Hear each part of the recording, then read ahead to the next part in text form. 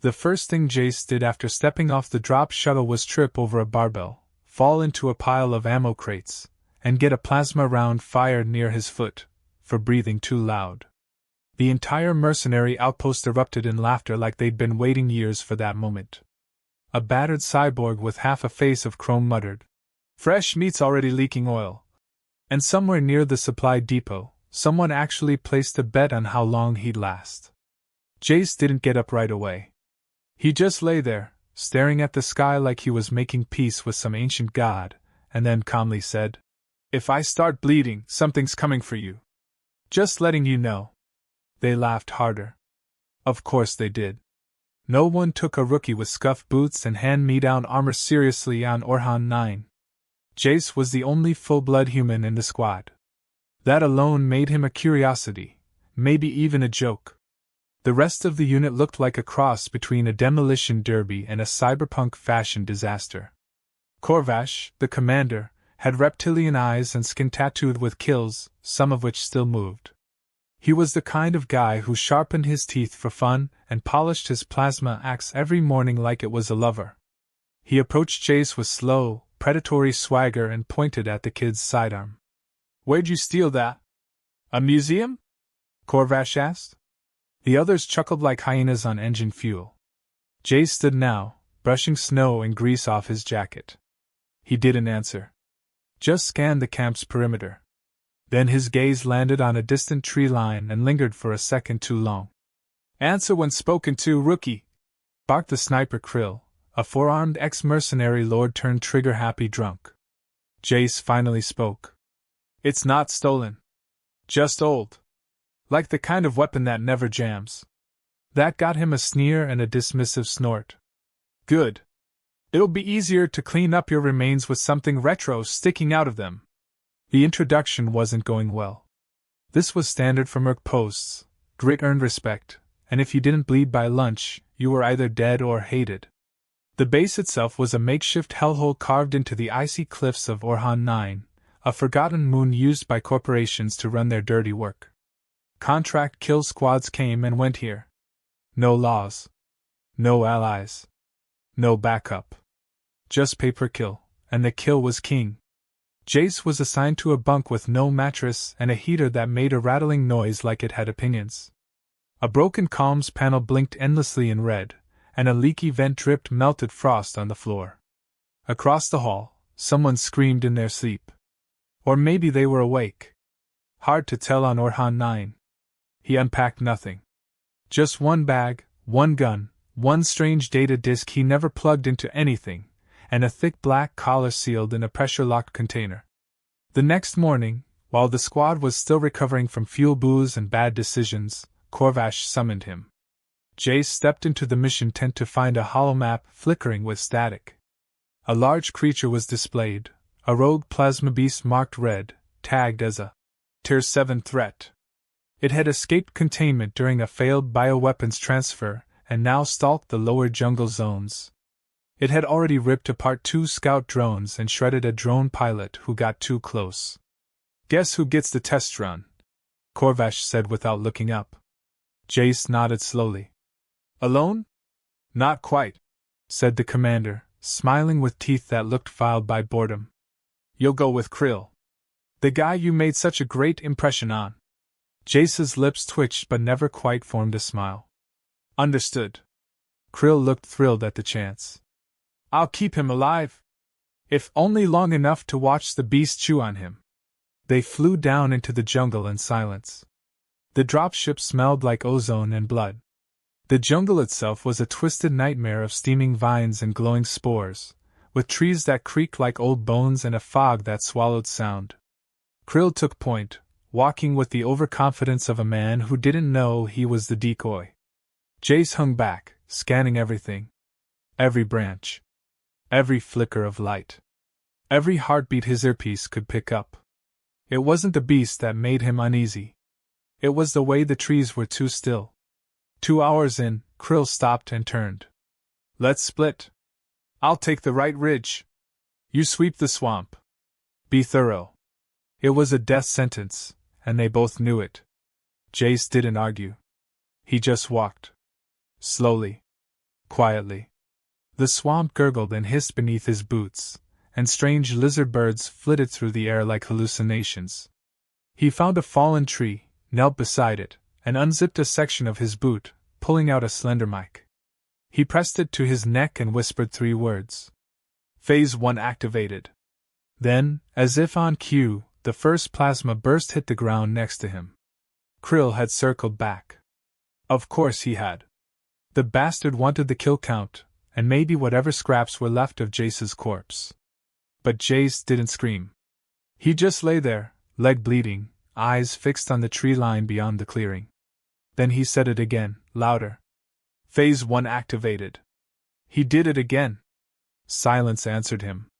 Then, from deep within the jungle, something howled. Not a creature. Not a machine. Something older. Deeper. Something that remembered teeth and snow, and what it meant to be loyal. Something born in a cage, trained in a storm, and loosed only when the blood called. Jace leaned his head back against the bark and grinned through clenched teeth. Permission to wake the wolf? The jungle replied with a growl. Low. Furious. Too close. And too big. Krill's laughter faded. His thermal scanner blinked. Something was moving. Fast. Too fast. Jace heard the panic in the older merc's voice crackling over the radio as he started running. But there was nowhere to run. Not from that sound. Not from what was coming. Back at the mercenary outpost, the sky had turned a darker hue, the kind of thick cloud cover that promised acid snow and long nights. Corvash sat with 3 of his most decorated killers in the dimly lit mess hall, trading stories over half-frozen synth meat and fungus beer.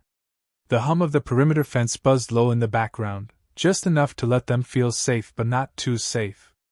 Every few minutes, one of them would chuckle and glance at the flickering live feed monitor showing thermal activity from the jungle zone. The red dot representing Krill pulsed steadily. The other, smaller blip had gone still. They assumed the rookie was either cowering in a puddle or already eaten. Either way, they agreed it was the last they'd hear from him. Corvash leaned back, gnawing on a strip of meat that had the texture of dried leather and the flavor of regret. He tapped the monitor and said, Told you the pup wouldn't last a day. I've seen colonists last longer on dust planets.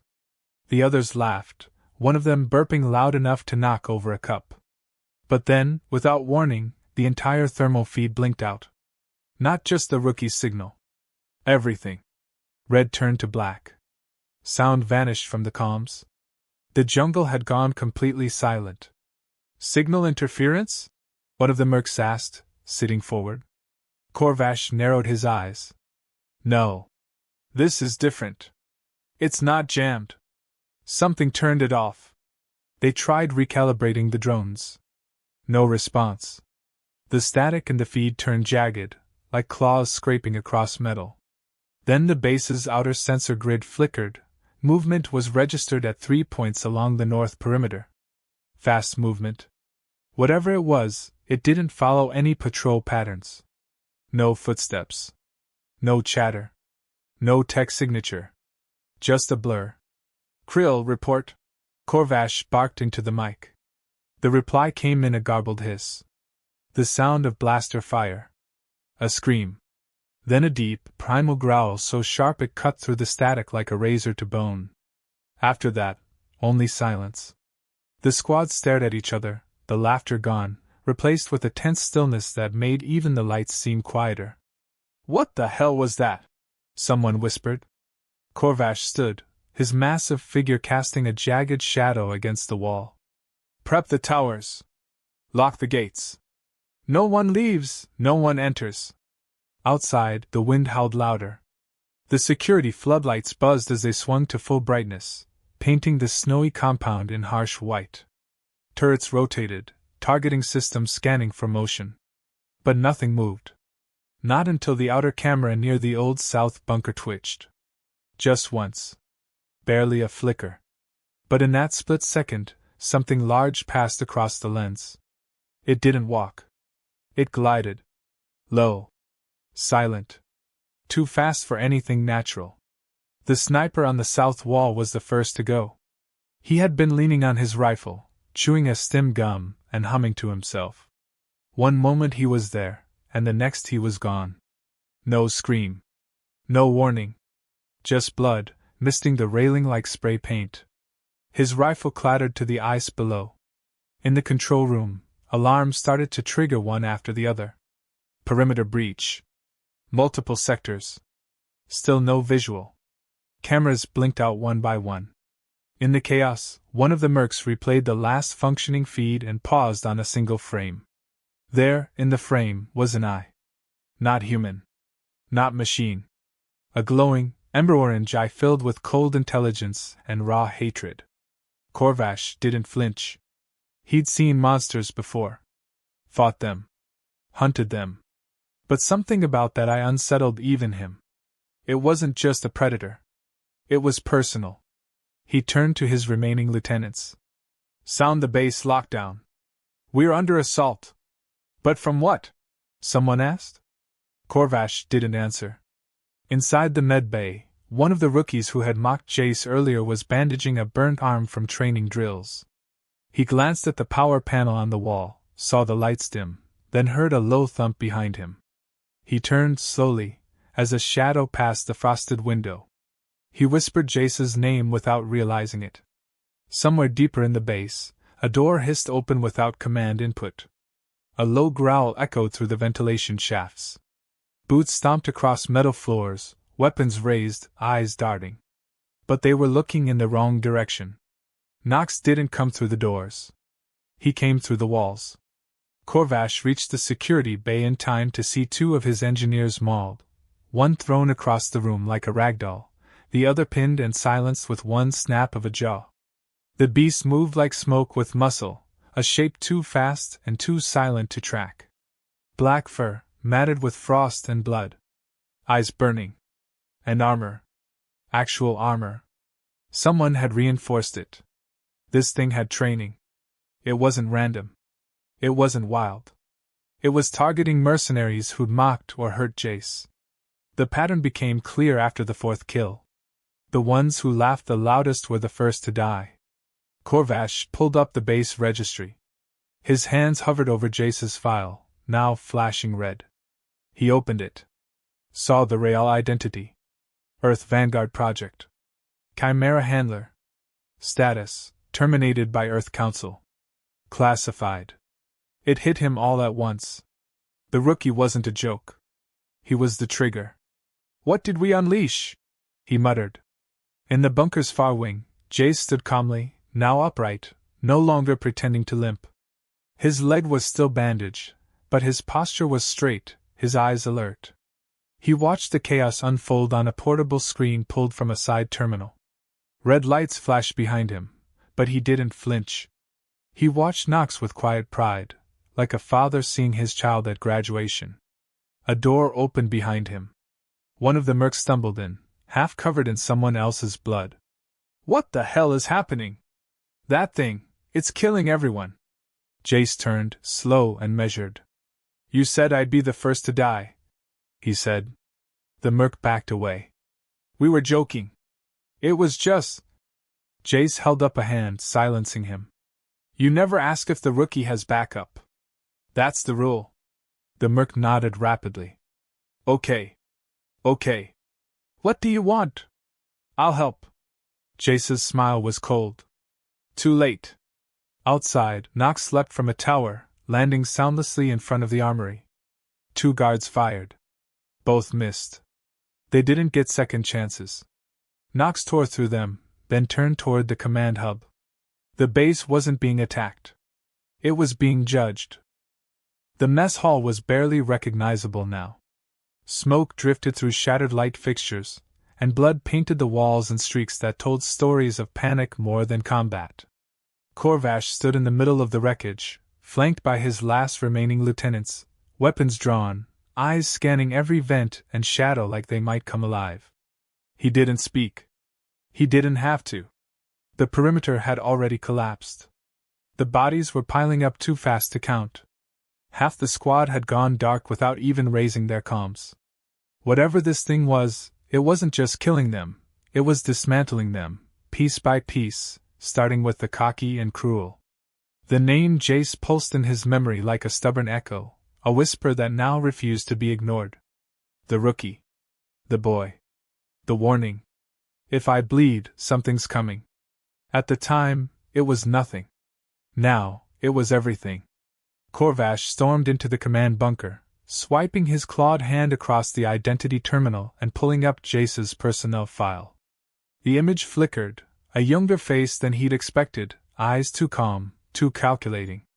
Name, Jace 019. Classification, Alpha Handler. Program, Chimera Initiative. Status, terminated. And yet there he was, alive, on their base, surrounded by carnage. Corvash slammed his fist against the console. A merc stepped into the doorway behind him, breathing hard, drenched in blood that wasn't his own. He said nothing at first, just waited until the commander turned. I found him, the merc muttered. Jace. He's alive. Standing in the old surveillance wing. Just watching.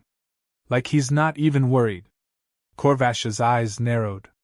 Then get him. Bring him here. He shook his head. I'm not going back in there alone. Corvash didn't argue. He called in 2 more. He led them himself. When they reached the surveillance wing, the metal hallway was cold and quiet. The air smelled faintly of ozone and copper. Jace stood at the far end, hands behind his back, facing a cracked monitor that showed static where the outer defenses used to be. He didn't move when they approached. Corvash raised his weapon and stepped forward slowly. Turn around now. Jace obeyed, casual, unafraid. His face was unbruised, clothes dusty but dry. The bandage on his leg had been removed.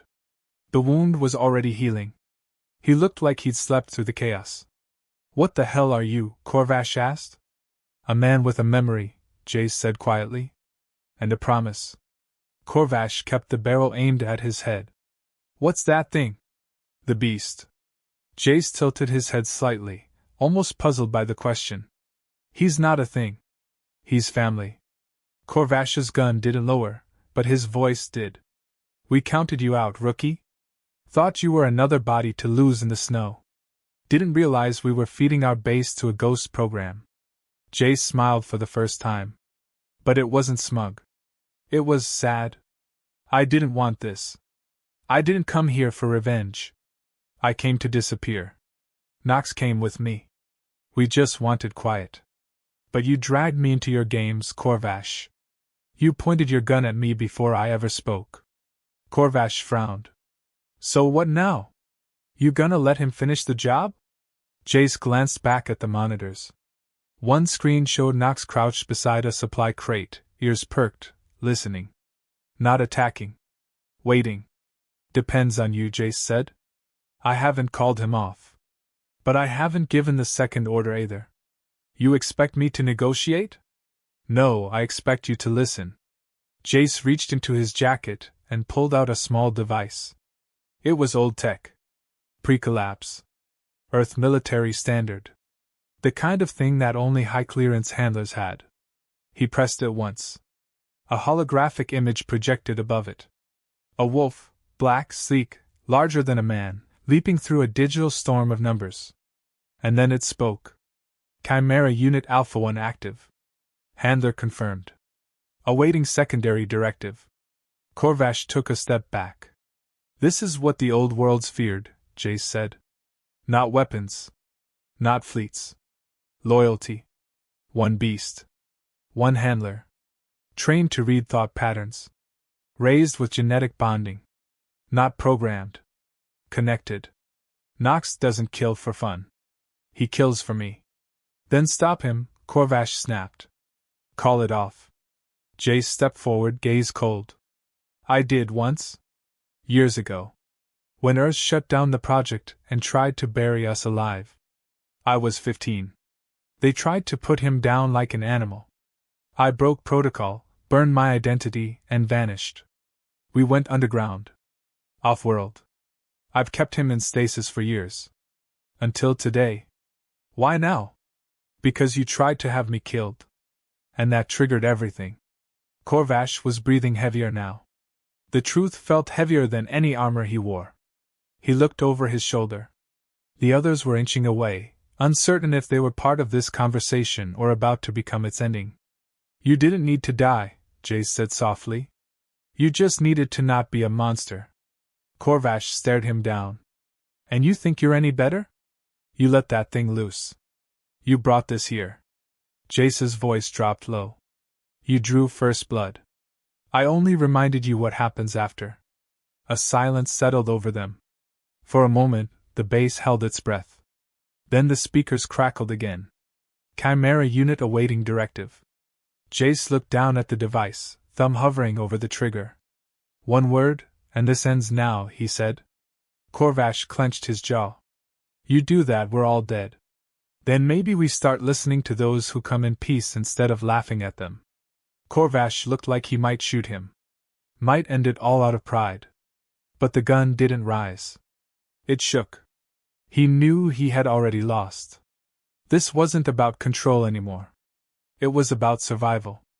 And survival meant giving up something he never thought he'd lose, his authority. What do you want? Corvash asked finally. Jace's answer came without hesitation. A new deal. No contracts. No kill quotas. You stop feeding your squad through war zones like fodder. You build something better. Or Nox stays awake. Corvash said nothing. But after a long pause, he lowered his gun. Fine. Jace nodded once, pressed the device again. The command line changed. Chimera directive paused. Handler status, neutral. Outside, Nox rose from the ice and turned his back to the corpses. He walked slowly toward the jungle. Toward quiet. Inside, Jace sat down on a crate, exhaled deeply, and looked up at the broken ceiling. I didn't want this war again. Corvash looked at him. Then maybe don't bring wolves into a den of foxes. Jace's eyes didn't move. Then don't mistake a wolf for a dog. The cold settled deeper that night. Even with the base's heaters restored, a tension lingered in the air that no warmth could chase away.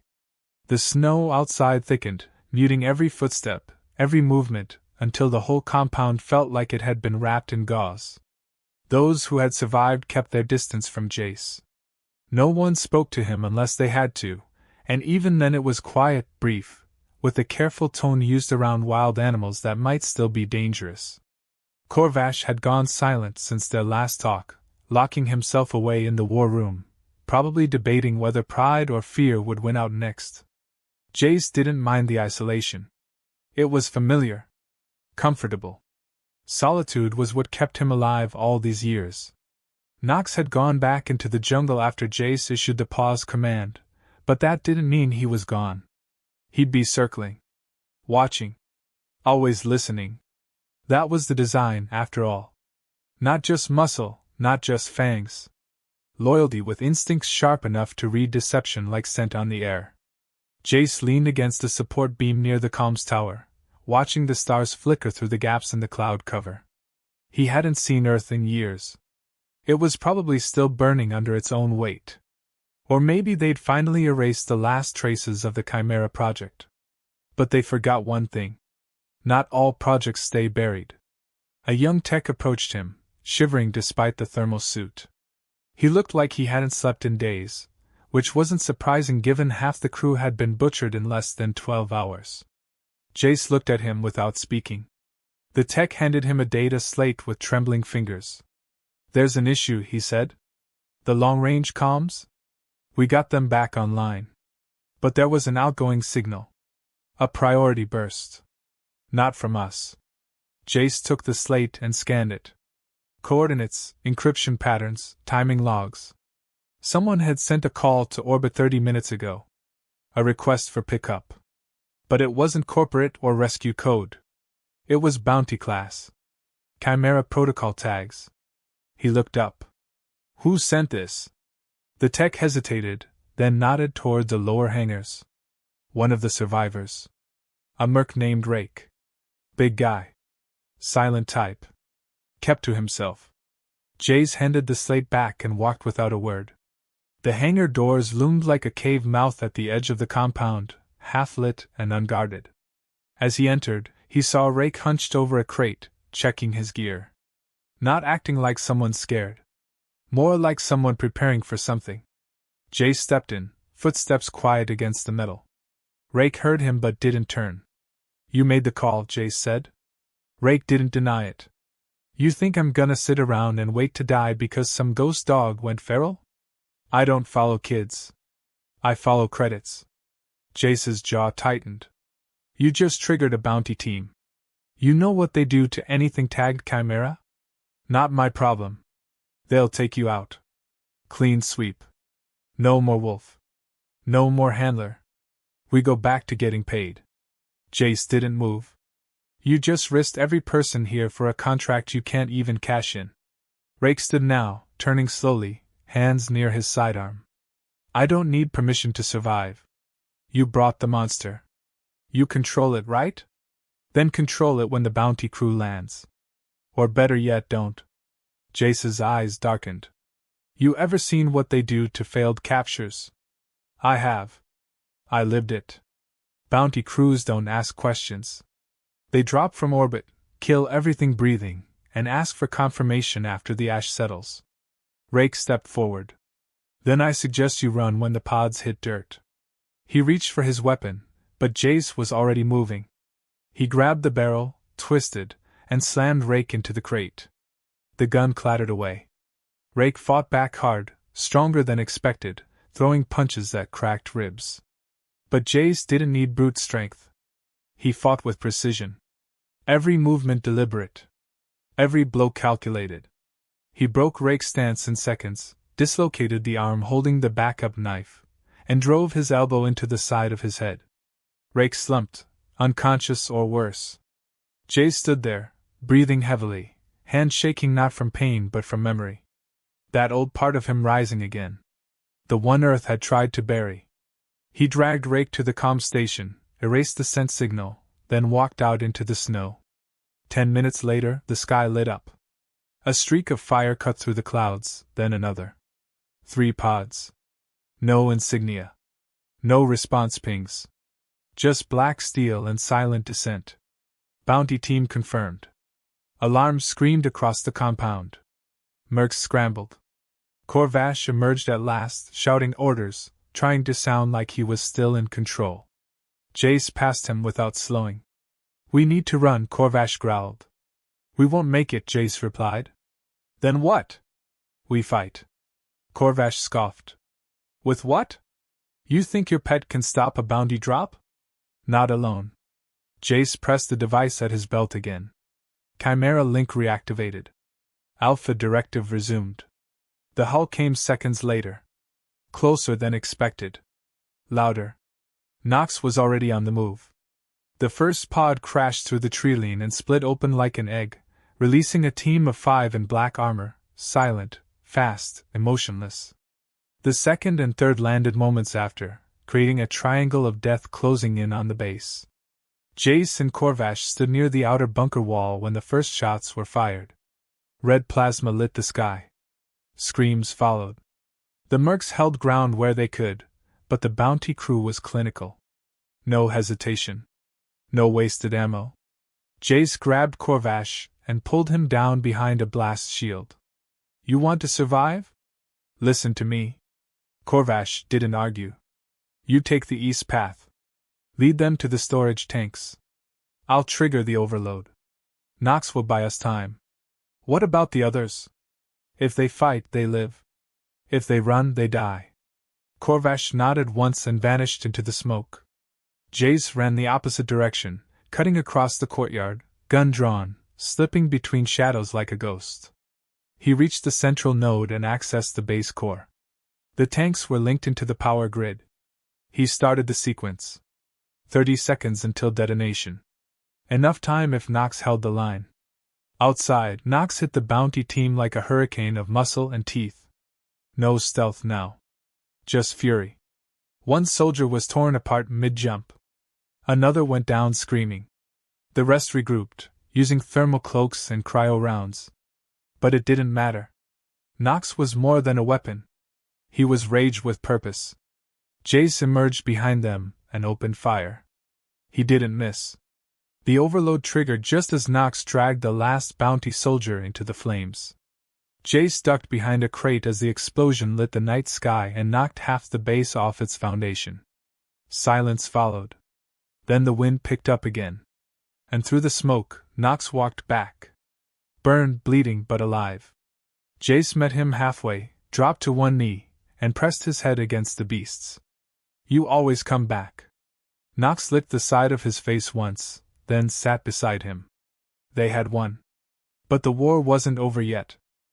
The morning after didn't feel like victory. The base looked like it had been dragged through hell and stitched back together with scorched steel and stubbornness. Snow drifted softly over the smoldering wreckage, covering scorch marks and fallen walls like nature was trying to bury what had happened. Jace stood in the ruins of the eastern compound, wind brushing through his jacket, one hand resting on Knox's thick fur. The wolf was quiet, breathing heavily, his coat torn and bloodied in places but his eyes still sharp. Around them, the survivors limped through clean-up efforts with the slow, shaken motions of people who had seen death up close and realized it wasn't as clean or quick as they once thought. They weren't mocking him anymore. No one was laughing. No one dared. Corvash approached with a data pad tucked under one arm and bruises on his face that he hadn't bothered to hide. His armor was half melted from a cryoblast that hadn't gone the way he intended, and he walked with a limp now, leaning slightly like gravity had picked favorites. He stopped a few feet away from Jace, and looked at him for a long moment before speaking. They sent another signal, didn't they? Jace didn't turn to face him. They always send more. Corvash frowned. Then we've got maybe a few hours before the next wave drops. Maybe less. Not if we erase the signal chain. Corvash raised an eyebrow. You know where it's anchored? Jace nodded. North Ridge. Satellite relay hidden in a fake weather tower. Corporate workaround. Standard practice. I've seen it before. Corvash exhaled slowly, then tossed the data pad onto a crate. You'll need a team. No, Jace said. Just Knox and me. Corvash didn't argue. He just gave a single nod and walked away. The North Ridge was 3 clicks up jagged ice trails, flanked by cliffs and haunted by the cold. Jace and Knox moved through it like it was home. No words were exchanged. They didn't need them. The bond between handler and beast had never needed language. Every shift of breath, every twitch of fur, every pause in the wind, each one told a story. And right now, the story was simple. Finish this. Cut the leash. Burn the map. They reached the tower by midday. It rose out of the snow like a dead tree, thin and skeletal, half buried by frost. Jace scanned it, found the access hatch under the ice, and pried it open. Inside was a blinking core relay, small but powerful, tied directly into orbital paths. This wasn't just a beacon. It was a flag. A flare for anyone watching. Jace connected a bypass, fingers moving fast, teeth clenched as the wind howled louder. He pulled up the feed. 3 more bounty teams already rerouted. Estimated time, 4 hours. He set the device to loop a false dead signal, one that showed the base destroyed and all targets terminated. It wasn't perfect, but it would buy time. As he started the wipe, a sharp click echoed behind him. He didn't need to turn to know the sound. A rifle being cocked. You've made quite a mess, came the voice. Cold. Flat. No accent. Not a merc. Not bounty. Something worse. Jace turned slowly. A figure stepped from the snow, cloaked in reactive armor, visor glowing faintly. No insignia. No markings. Just efficiency given shape. Thought I bought us time, Jace said. You did. For me. The figure raised the rifle. Jace didn't hesitate. He rolled to the side, drawing his sidearm mid-motion and firing 3 times. The bullets glanced off the figure's armor, barely scratching. The return fire hit the console, sparks flying as the relay shorted. Knox burst from the trees a second later, a blur of black and muscle, hitting the assassin like a cannonball. The two tumbled into the snow, a chaotic whirlwind of snapping jaws and sparking steel. Jace scrambled to the console, rerouted the sequence through a backup chip, and yanked the data core. The moment he turned, a blade sliced past his cheek, missing by inches. The figure was up again, blood on their arm where Knox had bitten through the armor. Knox lunged again, but this time the figure dodged and landed a brutal knee to the wolf's ribs. Knox yelped, slammed against a rock, and fell motionless. Jace fired again, this time aiming for the neck joint. One bullet hit. The figure staggered but didn't fall. They rushed him. The impact knocked Jace off his feet. His head cracked against ice. Stars exploded behind his eyes. The rifle was pressed to his forehead. "You should have stayed buried," the figure said. Jace's hand closed around the broken comm device clipped to his belt. He activated the feedback loop. A shrieking pulse emitted from it, loud and sharp. The figure flinched. Just enough. Knox surged up behind them, jaws wide, and latched onto the figure's leg. Jace seized the moment, grabbed the fallen sidearm, and fired point-blank into the exposed neck. The figure dropped. Jace crawled over, checked Knox's side. No broken bones. Just bruised. He pulled the wolf close, whispered thanks, then turned back to the relay. The console was fried. But the data core still worked. He attached it to a burner chip, loaded the loop again, and triggered the uplink. Signal dead. Coordinates erased. Earth Command would see only smoke and ash. It was done. They returned to the base as the sun dipped behind the clouds, casting the outpost in a dim gold haze. The surviving mercs gathered in silence as Jace approached the courtyard. No one asked questions. No one gave orders. They just watched. Corvash stepped forward, slow, cautious. "It's over?" he asked. "For now," Jace replied. Corvash looked past him at Knox, then back at the quiet wolf's handler. "What are you gonna do now?" Jace looked up at the sky. The snow was starting again, soft and endless. Start something new. No contracts. No war. Just a pack. Corvash nodded, almost respectfully. "And what happens if someone comes looking again?" Jace smiled faintly. "Then we remind them what loyalty looks like." He walked past, Knox beside him, toward the far side of the base where the tree line met the mountain. The wind followed them, carrying the faint sound of footsteps fading into the cold. And in the distance, deeper in the trees, red eyes blinked one by one, like stars waking in the forest. Not alone. Not anymore. The morning after didn't feel like victory. The base looked like it had been dragged through hell and stitched back together with scorched steel and stubbornness. Snow drifted softly over the smoldering wreckage, covering scorch marks and fallen walls like nature was trying to bury what had happened. Jace stood in the ruins of the eastern compound, wind brushing through his jacket, one hand resting on Knox's thick fur. The wolf was quiet, breathing heavily, his coat torn and bloodied in places but his eyes still sharp. Around them, the survivors limped through clean-up efforts with the slow, shaken motions of people who had seen death up close and realized it wasn't as clean or quick as they once thought. They weren't mocking him anymore. No one was laughing. No one dared. Corvash approached with a data pad tucked under one arm and bruises on his face that he hadn't bothered to hide. His armor was half melted from a cryoblast that hadn't gone the way he intended, and he walked with a limp now, leaning slightly like gravity had picked favorites. He stopped a few feet away from Jace, and looked at him for a long moment before speaking. "They sent another signal, didn't they?" Jace didn't turn to face him. "They always send more."